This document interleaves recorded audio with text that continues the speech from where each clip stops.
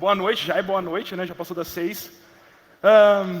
Ok, como já foram feitas as apresentações, e como vocês podem ver, vou ficar aqui no púlpito, fica mais fácil.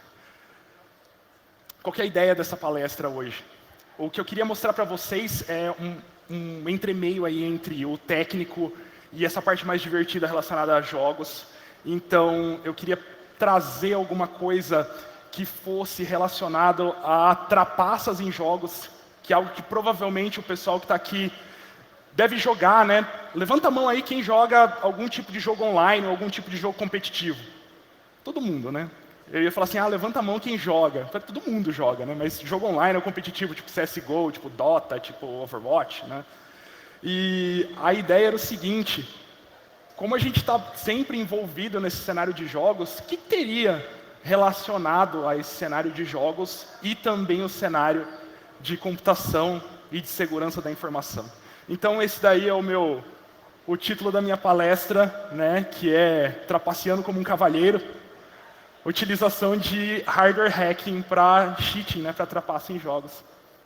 Vamos passar para a próxima. Como eu já fui apresentado, né, então sou professor, coordenador da Unicivil, tenho algumas pós-graduações que eu coordeno, né, de ethical hacking e de forense computacional agora. E antes de tudo eu quero começar dando um disclaimer. Pessoal, a ideia aqui não é promover nenhum tipo de cheating de jogos, né? A ideia não é influenciar vocês a utilizar nenhum tipo de trapaça em jogo. A minha ideia é simplesmente mostrar que essas ferramentas elas servem como de maneira educacional para que vocês consigam entender meandros da computação, entender meandros da eletrônica. É um projeto divertido desde que você não use, logicamente, para irritar o coleguinha do lado, né, ou o coleguinha que está jogando junto com você.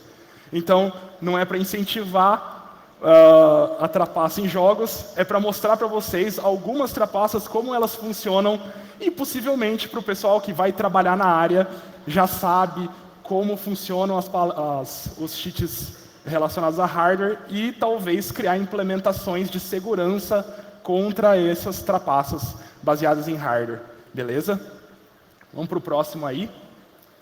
Bom, gente, eu vou começar do mais básico e vou avançando para cenários mais técnicos e mais profissionais. Bom, tem muito fã da Nintendo aí? Levanta a mão aí. Bastante, né?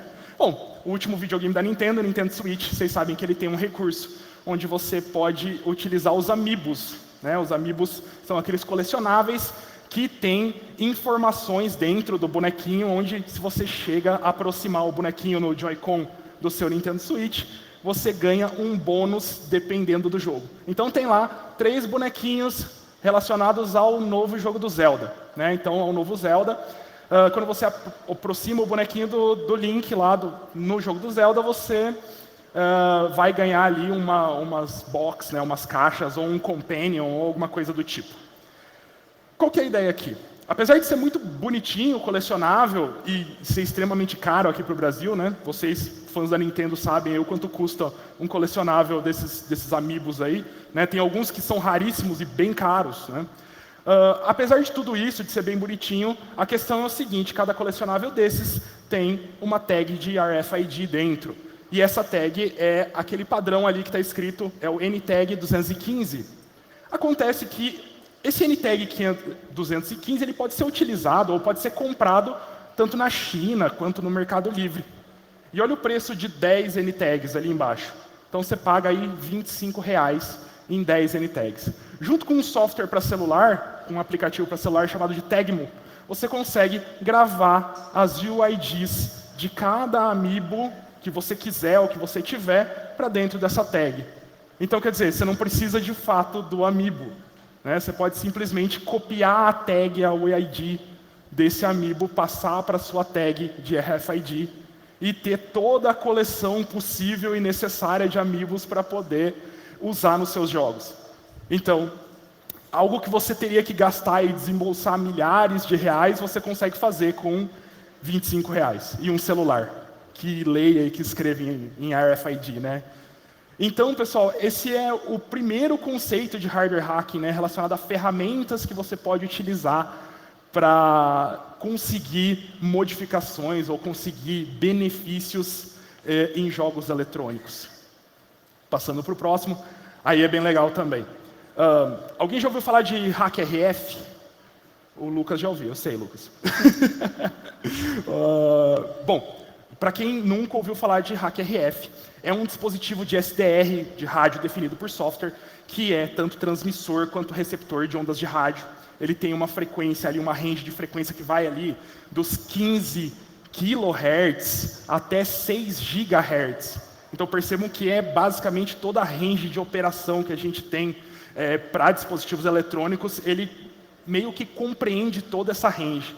Então tudo que a gente tem de transmissão de radiofrequência hoje está mais ou menos compreendido nessa range aí de 15 kHz até 6 GHz, né? Inclusive Wi-Fi, inclusive Bluetooth, inclusive GSM, né? 3G, 4G, né? Tá tudo compreendido aí. O que acontece aí?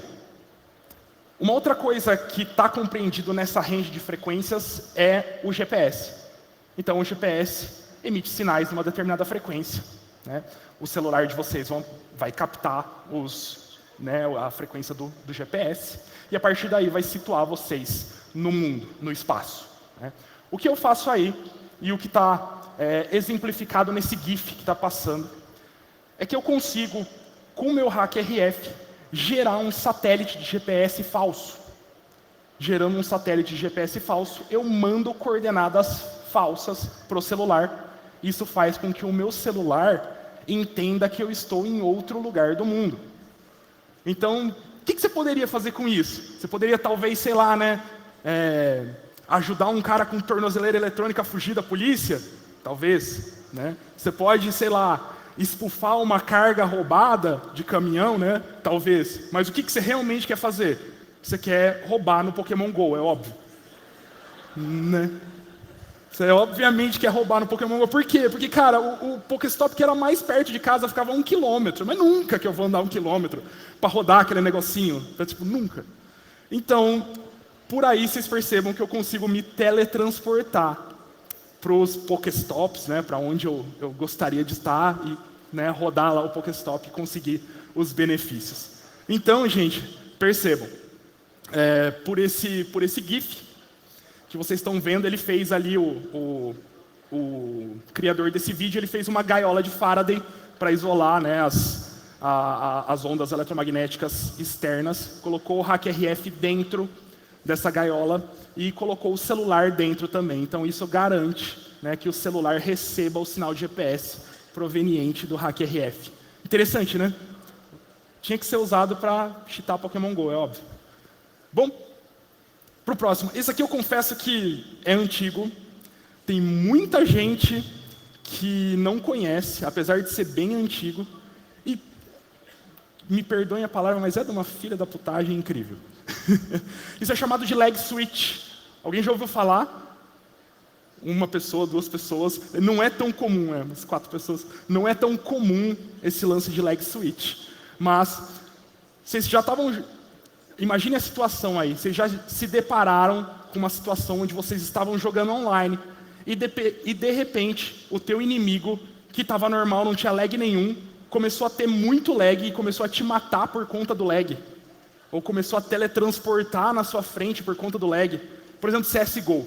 Né? Vocês sabem que o lag no CSGO, se o cara quer atravessar de um lado para o outro e ele está dando lag, ele parece a Samara do chamado, né? Que ele vai teletransportando para tudo quanto é lado, você não consegue acertar o infeliz. A ideia aqui é justamente essa. Você pega um cabo, um cabo Ethernet, ele tem alguns pares trançados nesse cabo, e em um dos pares trançados do cabo, você coloca um switch, né, um interruptor. A partir do momento que você aperta aquele switch, ele vai abrir o contato, né, normalmente aberto, normalmente fechado, vai depender do que você quer fazer. Mas ele vai abrir o contato desse par trançado e vai começar a dar problemas de comunicação. Então você consegue controlar o lag. Olha a engenhosidade do negócio. Não só para computadores, você consegue fazer isso para console. Então imagina lá, você está jogando seu Street Fighter online, seu Mortal Kombat, seu Dragon Ball online, e você percebe que o cara está perdendo e de repente começa a dar lag, o cara começa a encaixar um monte de combo, começa a te matar, e você não sabe o que está acontecendo. Pode ser esse tipo de trapaça, né? Então, aí a gente tem uma ideia de como funciona o leg switch no CSGO. O cara ativa o leg switch para atirar e depois ele solta. Ele está usando aquele dispositivo ali no pé, né? Então ele aperta com o pé, cria o lag, atravessa para onde ele quer, atira e solta, o lag volta ao normal. O que acontece? Para a sua máquina vai estar comum, mas o servidor ele não vai conseguir sincronizar direito as suas ações. Então pode ser que nessa falta de sincronia com o servidor, você consiga acertar os usuários, acertar os inimigos com mais facilidade, porque os inimigos não vão se mover, porque você não tem dados atualizados dos inimigos.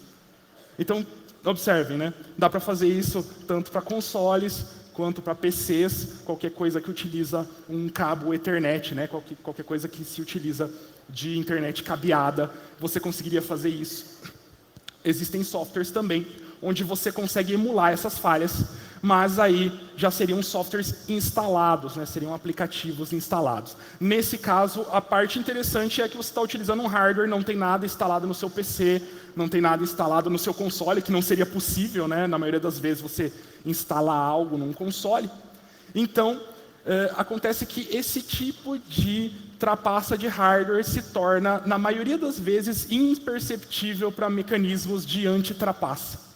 É claro que não 100% dos casos, existe o fator humano também, existe a questão de reporte humano, né, de você reportar de maneira manual os usuários que estão usando esse tipo de trapaça, mas levando em consideração um algoritmo que reconheça trapaças, quando você usa trapaças relacionadas a hardware, a chance de você ser banido por isso é menor do que se você estivesse utilizando um software que gera uma assinatura, né, que você consegue gerar uma assinatura, que você consegue delinear bem no seu computador.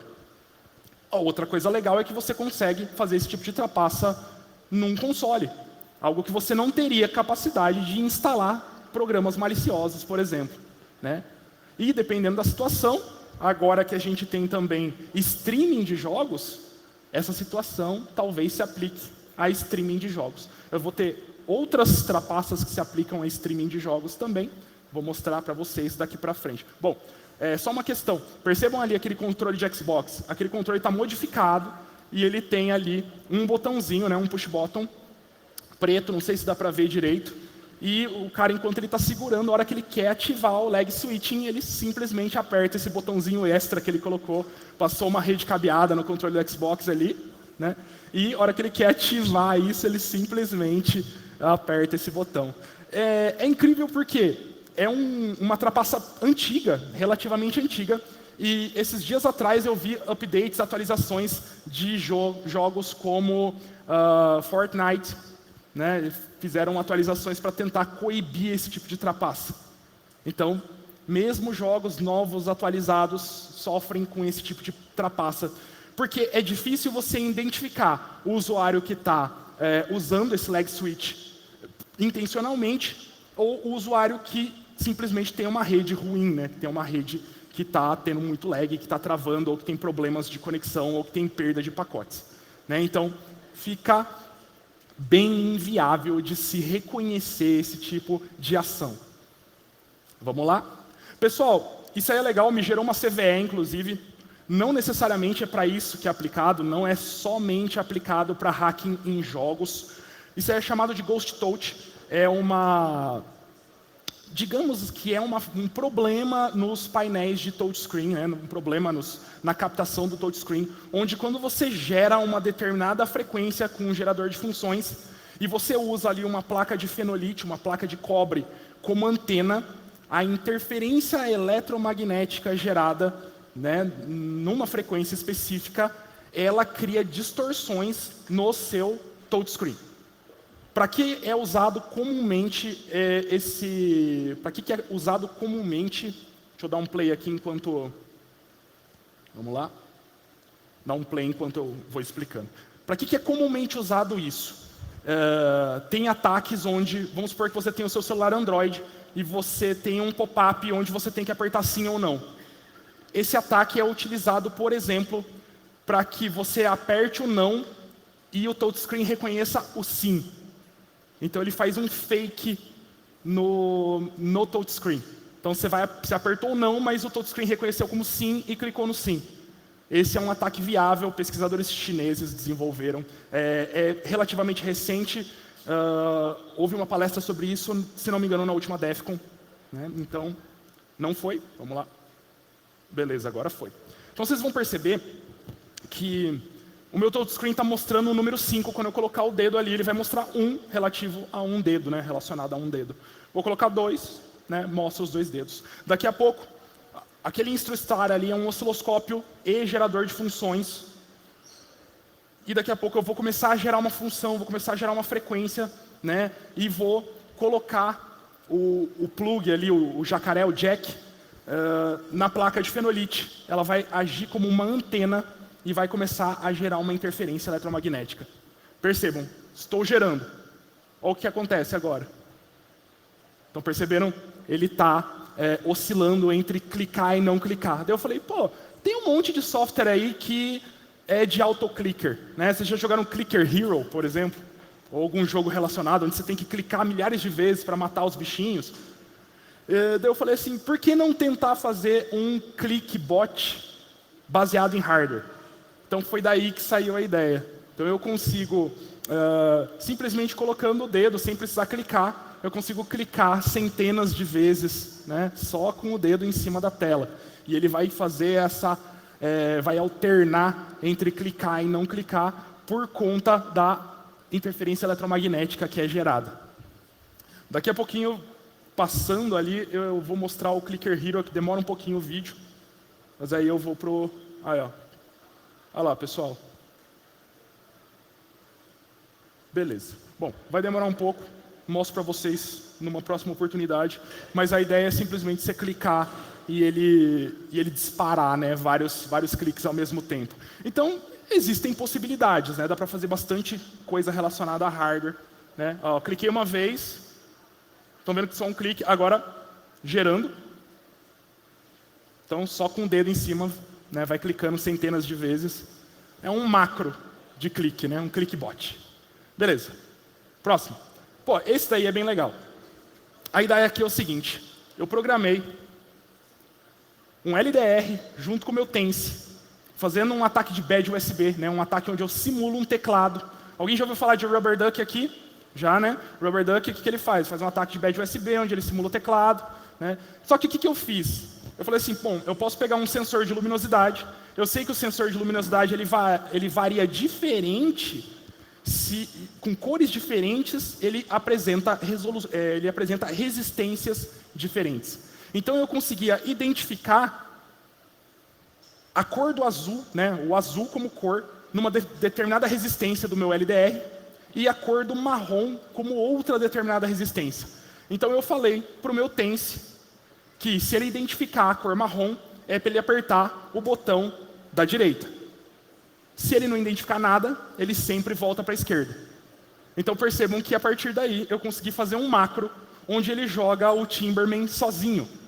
Né? Ele consegue ali alternar entre um lado e o outro do joguinho, simplesmente sabendo que ali tem uma resistência diferente entre a cor azul e a cor marrom. Né? Vocês perceberam? É técnico, mas dá para compreender o conceito por trás. Né? Esse Tense, essa plataforma de prototipagem, ela é o pai do Rubber Duck. Eles utilizaram o Tense, essa versão do Tense, para desenvolver o Rubber Duck. Então as bibliotecas que existem no Rubber Duck são legadas do Tense. Né? A maioria delas, é lógico que foi desenvolvido, foi mais user-friendly, mas você consegue fazer qualquer coisa que você faz com o Rubber Duck, você consegue fazer com o Tense. Próximo slide. Mais ou menos a mesma ideia, só que agora para fazer um trigger bot para o CSGO. O primeiro vídeo, eu usei um sensor de cor que não ficou muito legal, não muito certo, mas a minha ideia era utilizar um sensor de cor e que esse sensor identificasse a cor da roupa do CT ou do terrorista e disparasse a partir do momento que ele identificasse a cor de roupa do terrorista ou do contra-terrorista. Funciona, percebam, só que não tem assim a eficiência que eu gostaria. Não sei se porque eu tive pouco tempo para mexer com esse módulo, né, com esse sensor de luminosidade, esse sensor de cor, né, porque esse sensor ele identifica cores, né? 3 cores do espectro. Então, percebam aí que quando eu chego perto de alguns terroristas, às vezes ele dispara também, né? E ele está programado para disparar só para os contra-terroristas. A outra questão é o seguinte, eu configurei ali, eu estou com uma Scout, né, com um rifle, e eu configurei no segundo vídeo para que vai ter um sinal azul, e quando esse sinal mude de azul para vermelho, ele dispare. E eu fiz isso para ele disparar com uma agilidade sobre-humana. Então eu coloquei a agilidade mais rápida do mapa, a velocidade mais rápida do mapa, e vocês vão perceber que ele não erra nenhum alvo, né? Então, a partir do momento que o alvo está azul, virou vermelho, ele dispara. Só que vocês percebam que a velocidade é absurda. Percebam ali que eu estou colocando, se não me engano, são 25 milissegundos. Ou 15 milissegundos. É uma coisa assim absurda para um ser humano. O ser humano não consegue clicar nessa velocidade. O seu cérebro, ele demora mais para processar essa informação. Então, ó, percebam aí. Então tá vermelho. A hora que ficar azul, ele dispara. Disparou. Vocês perceberam a velocidade que flica o azul? Olha lá, ó. Tem vezes que não dá nem para ver o azul. É muito rápido. A gente simplesmente não consegue fazer isso. Um ser humano comum, nenhum profissional, nenhum pró consegue chegar nesse nível, porque é humanamente impossível você chegar nesse nível, né? Só uma máquina conseguiria fazer isso. Então isso é um trigger bot baseado em hardware, né? Uma ideia aí de trapaça baseada em hardware. Claro que isso pode ser extrapolado para milhares de outros projetos, né? Vai da criatividade de quem está desenvolvendo. Próximo. Isso aí é um compensador de recuo para uma AK-47. Então vocês sabem que quando você atira de jogos de tiro, né, FPS, você geralmente tem que fazer o recuo da arma, né, desenhar o recuo da arma com o mouse para que todos os tiros saiam na mesma posição. Esse aí é o recuo da AK-47, do CSGO. E o que eu estou utilizando? Eu estou utilizando um DigiSpark, que é parecido com um Arduino, para que enquanto ele dispare o mouse, ele desenhe o recuo mais ou menos parecido, o recuo necessário para que todas as balas da AK-47 acertem o mesmo local. Então ele está simulando aí as habilidades, as skills de um cara profissional no CSGO. Vocês vão perceber que esse é o spray normal da AK-47. Agora eu vou mostrar o spray com o hardware. Claro que assim, pessoal, eu fui meio preguiçoso aí, eu não desenhei exatamente tudo certinho, mas vocês vão perceber que dá uma boa diferença. Olha lá, ó. Né? Então dá uma diferença no spray. Isso pode ser utilizado junto com o mouse. Você pode criar um mouse, colocar um botãozinho lá, ou simplesmente soldar 2 fiozinhos lá no seu clique do mouse e utilizar um Arduino dentro do mouse para gerar esses padrões para todas as armas. Dá um pouco de trabalho para desenvolver, mas você tem funções de XY, né, de mouse dentro do Tense ou dentro do Arduino, que é possível você colocar tanto posição absoluta quanto posição relativa do mouse na tela. Então, mais uma questão. Beleza, vamos partir para alguma coisa mais profissional. Eu estou falando de projetos que eu desenvolvi, de provas de conceito, até agora são só provas de conceito, nada muito profissional. Vamos partir para alguma coisa mais profissional agora. Pessoal, isso aí chama TrueFire Mod Chip, é vendido na China, você consegue encontrar na China. E a ideia desse mod chip é que você coloca ele dentro do seu controle de PlayStation 4. Você coloca ele dentro, ele vai fazer ali um contato tipo sanduíche, né? Vocês percebam que é uma PCB flex, né? Então é uma placa de circuito impresso flexível. Você coloca ela dentro do seu controle. E a partir daí, ela te traz benefícios que não seriam possíveis se você não tivesse essa placa. Então, você consegue jogar online com esquemas de rapid fire, você consegue criar macros diferentes para jogar, e isso te dá enormes resultados, enorme vantagem contra os outros jogadores. Uma parte complexa disso é que, em um jogo profissional, por exemplo, em um campeonato profissional que é baseado em console, por exemplo, como é que você tem certeza de que os usuários, os competidores, não estão utilizando um chip modificado dentro do controle? Né? Existe alguma auditoria desses controles? Ou de teclado, ou de mouse? A gente vai chegar nisso. Né? Então percebam aí, várias opções. Essa opção de drop shot, ele atira e volta. Tem opções de fast reload, ele usa glitches do jogo para fazer fast reload. entre outras opções, né? Então, isso é vendido, é comercialmente vendido, né? Você consegue achar, você não precisa montar nem criar do zero. Beleza, apertei o botão errado. Próximo.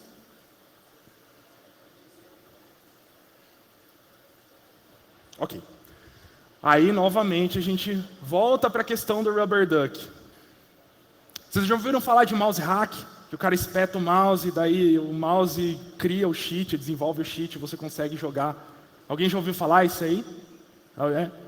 Bastante gente. O pessoal do cenário de CSGO já ouviu muito, inclusive já ouviu que muitos profissionais utilizam isso no cenário competitivo, né? Essa ideia é o seguinte: você tem uma espécie de um Rubber Duck instalado dentro do seu mouse. E esse Rubber Duck, quando você espeta, ele ou baixa o seu aimbot, né, ou baixa um cheat, ou ele mesmo codifica esse cheat e salva numa pasta temp, né, numa pasta temporária do Windows.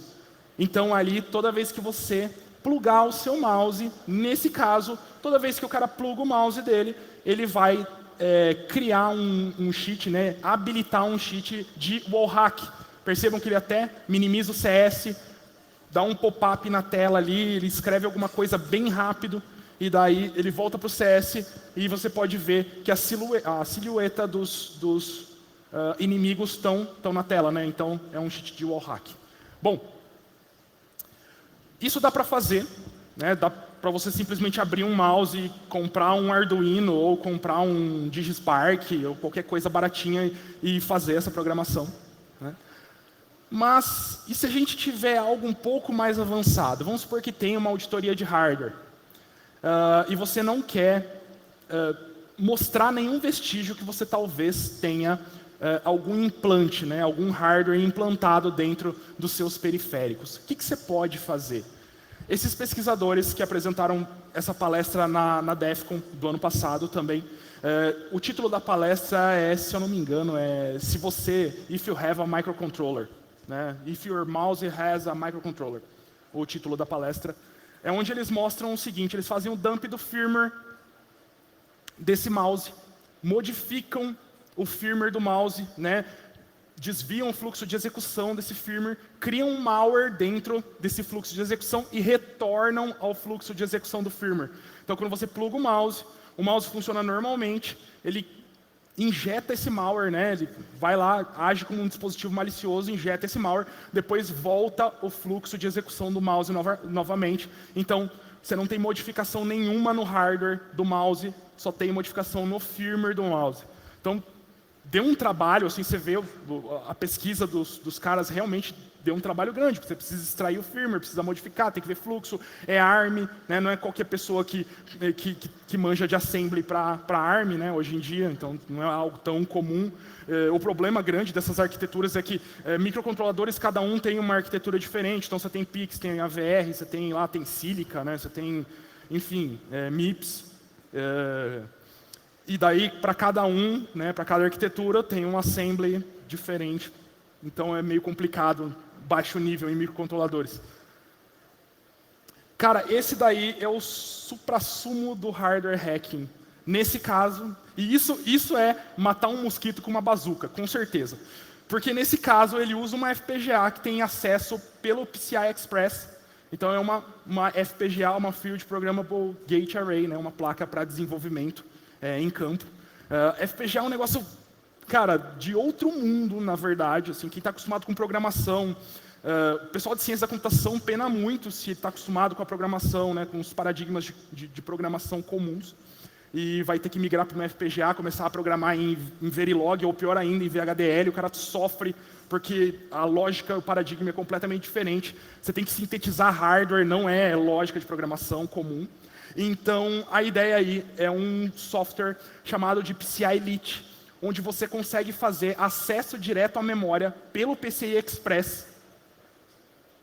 Então, esse hardware faz com que... Hardware tem trust relation dentro do computador. Então, você tem um endereço de memória que o hardware consegue acessar e você, como usuário, não vai conseguir acessar. São endereços, né, privados de memória. Nesse caso, você consegue acessar. porque você está utilizando um hardware malicioso para acessar esses endereços de memória. Né? Então, o que ele faz ali? Ele usa esse hardware malicioso espetado no computador, né, atachado na placa-mãe, e a partir dali ele cria, nesse caso específico, ele cria ali uma tela onde mostra todos os inimigos no mapa. Só que como isso é baseado em hardware, isso não está sendo computado dentro do computador, dentro do PC. Então, em teoria, um sistema de anti-cheat não consegue saber que tem qualquer tipo de trapaça ali. Porque você tem um hardware externo que está capturando informações, pedindo informações de endereço de memória, como se fosse uma placa de vídeo com funções maliciosas, através do PCI Express. Claro que isso não é tão comum de se fazer. A placa específica para isso, são algumas placas apenas, e elas são caras e difíceis de se conseguir aqui no Brasil. O desenvolvimento é difícil de se fazer também, precisa de uma grande especialização para isso. E esse conceito foi desenvolvido, se não me engano, pelo Ulf Frisk. Depois dei uma procurada, o cara tem uma pesquisa sensacional na área de DMA, né, de ataques relacionados a acesso direto à memória. E claro que ele usa isso, obviamente, para fins de red teaming e não para cheating de jogos, mas está aí uma utilização diferenciada dessa plataforma. Vamos lá. Beleza. Mais uma ideia de como a gente pode cheatar consoles, ou como a gente pode trapacear em celulares, enfim, em coisas que não são computador, que você não tem permissão de escrever ou permissão de desenvolver software e fazer o upload de software. Aí a gente tem dois exemplos. O exemplo ali do Switch, ele está no último Zelda também, na última versão do Zelda, onde tem um minigame no Zelda que você pega uma bola de neve e você tem que acertar uns pinos lá para ganhar dinheiro, para farmar dinheiro. O que ele faz aí é que o pessoal que desenvolveu essa trapaça, eles se ligaram que tem um controle que você consegue utilizar no Switch, e eles conseguiram fazer engenharia reversa desse controle, e eles utilizam um projeto público para fazer o Tense simular esse controle. Então você consegue fazer o Tense fingir que é esse controle e criar comandos repetitivos com esse microcontrolador, né, com o Tense. A partir daí, você consegue deixar o seu Switch ali fazendo um minigame e ganhando dinheirinho para você de maneira indeterminada. Outra coisa que você pode fazer é utilizar servomotores ou alguma coisa que sirva. Ou, por exemplo, tem servomotores, tem algum tipo de pistão pneumático também, para que você consiga clicar nos botões e não precise fazer soldas, não precise ser invasivo nessa questão. Ali, esse é o caso também daquele cheating do PS Vita que está ali. Beleza, gente. Isso aí a gente mudou para outro nível que... Vamos pensar um pouco fora da caixa. Tá, a gente está falando de jogos eletrônicos, a gente está falando de trapaça em jogos eletrônicos, né, no cenário de esportes, mas e outros tipos de trapaça física? E jogos de carta?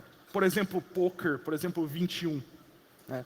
Esse projeto é chamado de Rayman e é um projeto de inteligência artificial, de visão computacional, que serve para contar as cartas do 21. Então ele faz a contagem de cartas e te dá sugestões da próxima jogada. Ele serve também para jogos de poker. Ele foi desenvolvido, esse aí é o desenvolvedor, e ele consegue saber exatamente quais são as cartas que já saíram e quais são as cartas que ainda estão por vir. E também ele pode prever, através de um algoritmo, se você precisa pedir mais uma carta, se você precisa parar, ou o que você tem que fazer no jogo de 21. Cara, você imagina isso num cassino. Né? Você imagina isso rodando dentro de um Raspberry Pi, né? e uma mini câmera, uma microcâmera, onde você consiga fazer a filmagem em tempo real, né? Fazer o filme em tempo real, e ter um feedback de uma máquina em tempo real. Isso ainda não acontece hoje por conta do poder computacional, mas em pouquíssimo tempo vai ser possível. Então, interessante, né, pessoal? Fora do cenário de esportes, né? Fora do cenário de games, mas ainda assim no cenário de games, né? Porque jogos de carta são cenários de games. Agora pensa, você não precisa estar num cassino, você pode estar jogando ali poker pela internet, colocar uma câmerazinha ali para fazer a contagem. Né? Tem essa vertente também. Vamos lá. Então, finalmente, a questão de dificultar o uso de hardware hacking em cenários competitivos. O que a gente pode fazer? Hoje em dia, em cenários competitivos, você não tem uma política rígida de segurança de periféricos. Os usuários, né, os jogadores, os players, eles têm cada um o seu periférico, cada um joga com um periférico que quer, que gosta, e esses periféricos, na maioria das vezes, não sofrem a necessária auditoria. Então, ninguém abre o periférico para ver se não tem um implante, ninguém faz auditoria do firmware desse periférico. Então, pode muito bem existir alguma modificação em firmware desses periféricos. E a gente, lembrando aí que nós estamos falando de prêmios na casa de milhões de dólares. Né? Dota, CS, entre outros jogos, dão prêmios na casa de milhões de dólares para os ganhadores. Então, para mim, é um investimento pequeno em segurança, se você for levar em consideração esse tipo de prêmio.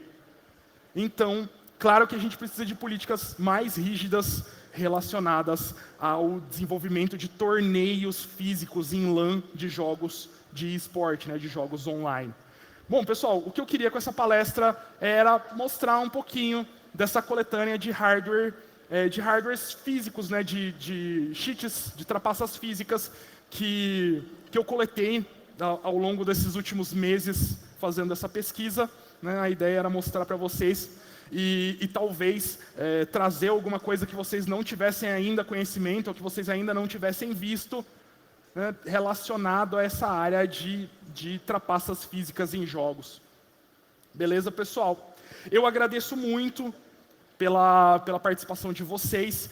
Tem o meu Instagram ali, quem quiser me seguir, eu sempre posto coisa relacionada, né, relacionada a hardware, relacionada enfim, né, tudo que é relacionado à segurança ofensiva, baseado em hardware, a Red Teaming, e entre outras coisas, eu posto no meu Instagram. Quem quiser seguir, tá aí o QR Code para vocês. Beleza, pessoal? Bom, é isso. Por enquanto é só. E muito obrigado.